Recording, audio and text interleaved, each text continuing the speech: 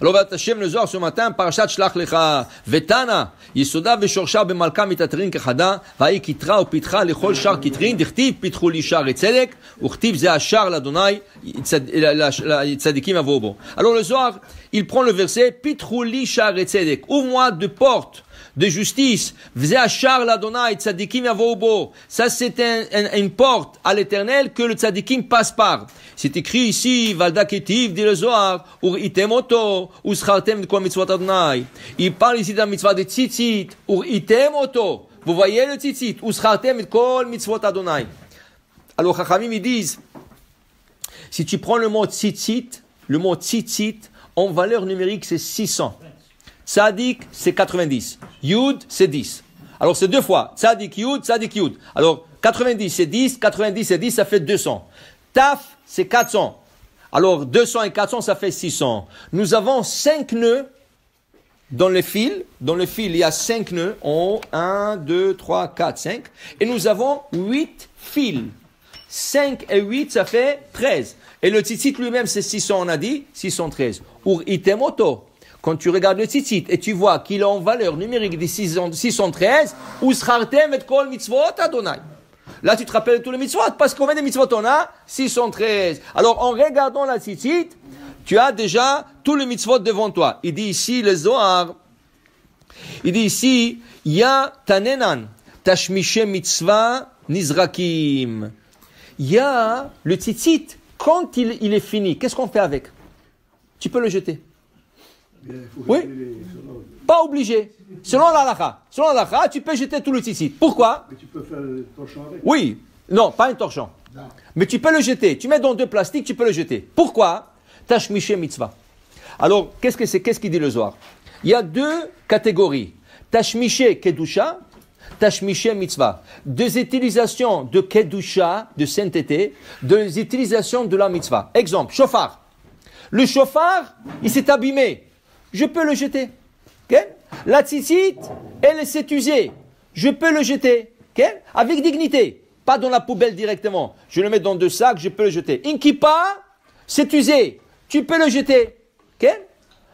Comment s'appelle ça? Tashmishe mitzvah. Des objets de mitzvah. Objet de mitzvah, on peut le jeter une fois que la mitzvah était finie. Mais par contre, il y a tashmishe kedusha, des objets de kedusha, tefillin, mezouza, le tefilim, la mezouza, le sefer Torah, cela on ne peut pas jeter. Cela il faut faire geniza dans la terre. Pourquoi?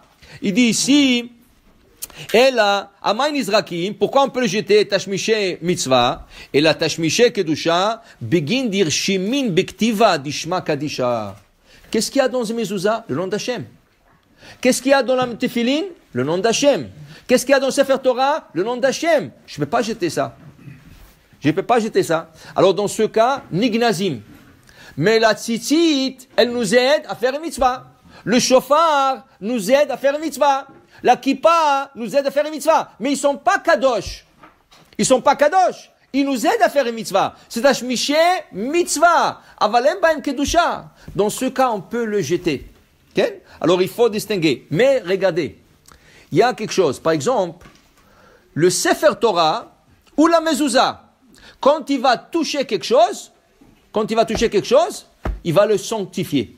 Par exemple, la teva sur laquelle on pose le Sefer Torah, elle reçoit le même statut que le Sefer Torah.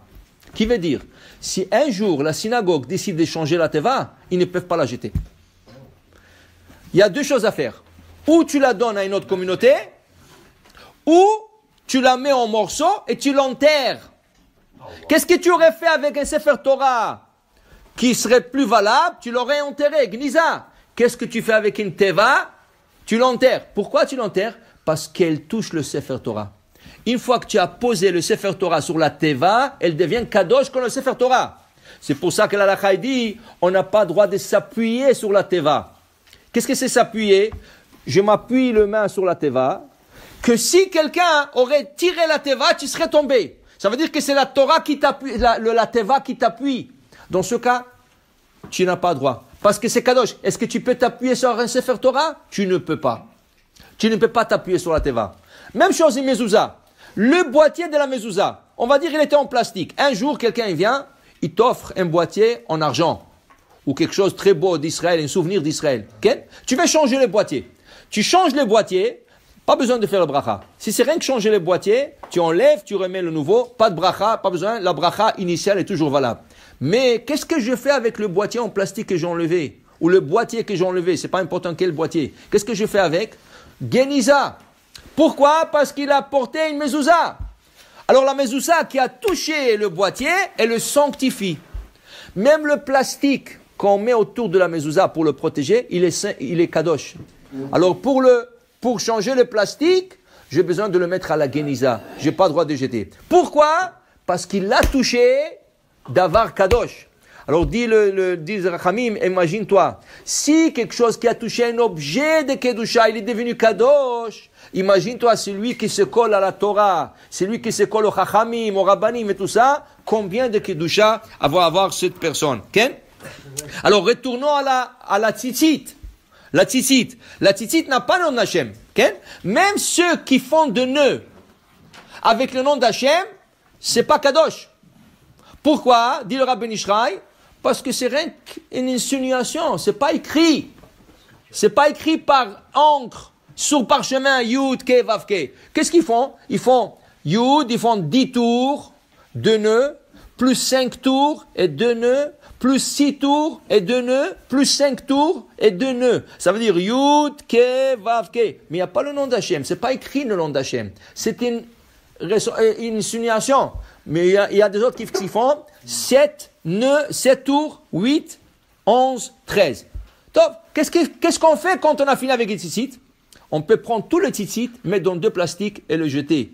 Okay? Il y en a qui disent non, ça m'a servi, je suis... Ok. Dis le Rabbi Nishraï, tu coupes les fils. Ça veut dire du haut, du parti de là où est le trou, tu coupes les fils et tu fais des marques livres. Okay? Tu fais quelque chose avec. Ou si tu veux absolument de le mettre en Gniza, rien que les fils, pas le tissu lui-même. Le tissu c'est un habit comme tous les habits. Oui, le tissu c'est un habit comme tous les habits. Okay? Si tu veux pas couper tout ça, tu peux rien que mettre tout à la Gniza. Mais si tu veux garder, alors tu mets au moins le fil, mais pas tout le tissu dans la Gniza. Amen. Amen.